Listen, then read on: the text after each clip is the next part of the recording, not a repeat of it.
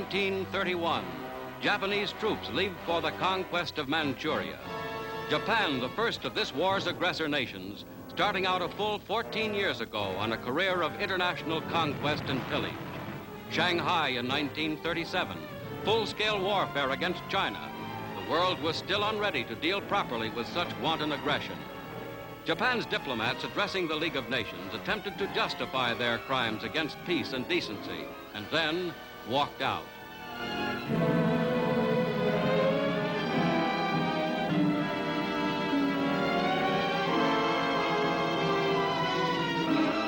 The long series of brutal attacks upon an unprepared neighbor continued.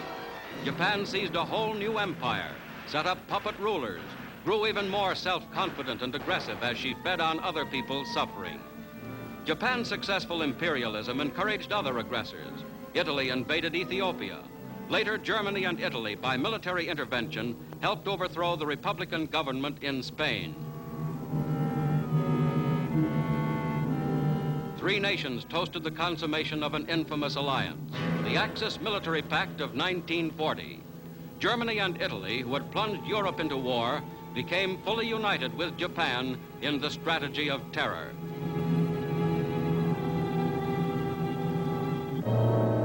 And through it all, bleeding, pillaged China continued as the scene of misery and death. Millions of her people were made homeless. With indomitable courage, but pathetically inadequate weapons, the Chinese fought back. Alone, they kept the resistance to Japanese imperialism alive.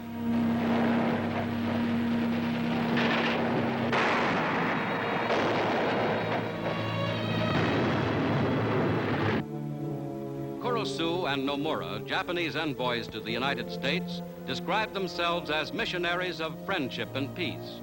While they were still negotiating, their countrymen struck a savage blow unparalleled in infamy. Pearl Harbor, December the 7th, 1941.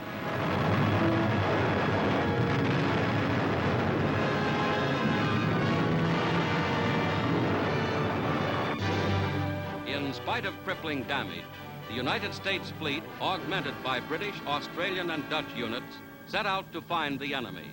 In the battles of the Coral Sea and Midway, the Japanese advance was halted.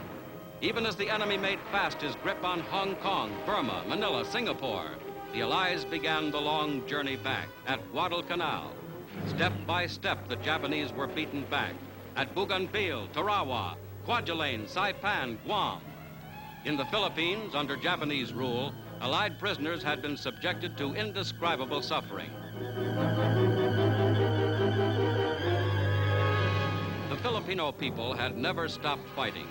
Douglas MacArthur had promised them, "I shall return," and return he did.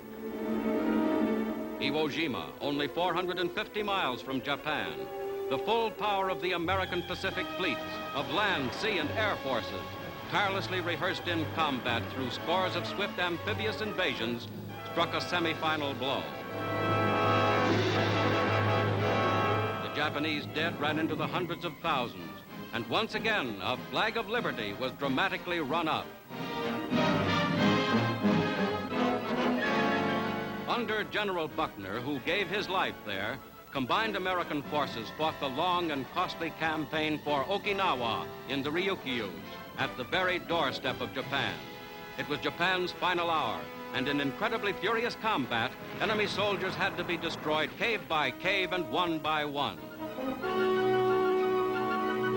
But finally, their morale cracked open by American power, the first masses of Japanese soldiers began to give up voluntarily.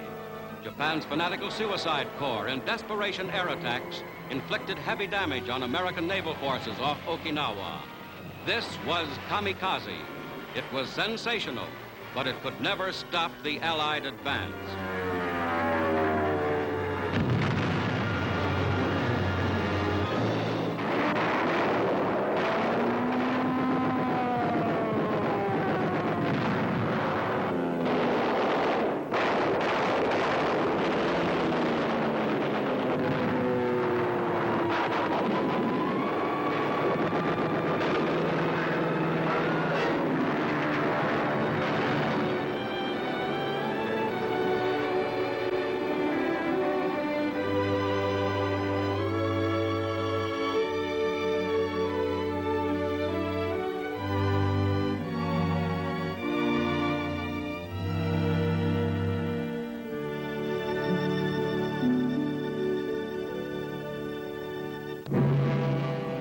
The B-29s, scourge of Japan's home islands, mighty engines of destruction bringing home the lesson of Pearl Harbor. From hard-won Okinawa, from the carrier-based planes of the 3rd and 5th Fleets, Japan came under the inevitable reign of ruin. Allied sea forces moving up to the Japanese home island shelled the mainland almost without opposition. Admiral Halsey's ranging naval might was helping to hammer the enemy to his knees. But there was to come. The unimaginably destructive atomic bomb perfected by Allied scientists. First mission, the industrial city of Hiroshima. Second mission, the port of Nagasaki. Japan had its choice, complete surrender or complete ruin. At Potsdam, even as they laid the foundations for a stable European peace, Clement Attlee, Harry Truman, and Joseph Stalin had decided on common action against Japan. As agreed at Yalta, Russia joined the Allies in war on the last remaining Axis enemy. Japan's stronghold in Manchuria was attacked. For Emperor Hirohito and for Japanese militarism, the war was lost. Japan sued for peace. In Washington, Secretary of War Stimson and Secretary of State Byrnes hurried to the White House with Secretary of Navy Forrestal. The United States Cabinet, meeting with President Truman, studied Japan's surrender messages in full coordination with the governments of Britain, China, and Russia, and other allies. The world remembered Franklin Delano Roosevelt, Commander-in-Chief, American war casualty. Years of grave responsibility took their toll. A grateful world honors him today.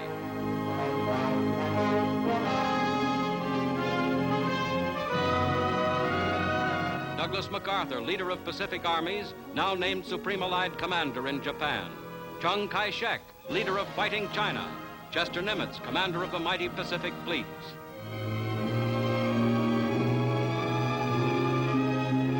Harry S. Truman, 4 months after taking oath as president, leads his country finally to victory and peace. Mr. Truman and his cabinet meet in emergency session.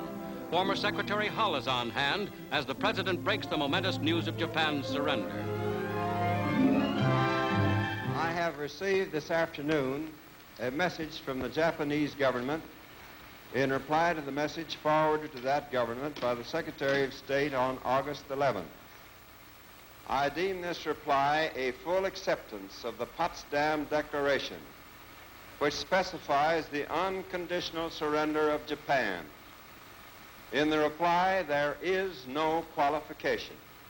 Arrangements are now being made for the formal signing of the surrender terms at the earliest possible moment. General Douglas MacArthur has been appointed the Supreme Allied Commander to receive the Japanese surrender. Great Britain, Russia, and China will be represented by high-ranking officers. Meantime, the Allied armed forces have been ordered to suspend offensive action. The proclamation of VJ Day must await upon the formal signing of the surrender terms by Japan. Newsmen rush the president's report to a waiting world. And through the early evening, Tuesday, August 14th, the fateful news is flashed. In New York City, as throughout a rejoicing nation and world, vast throngs of grateful, happy people celebrate the end of fighting, the dawn of peace. 2 million New Yorkers jam Times Square. It's official. It's all over. It's total victory.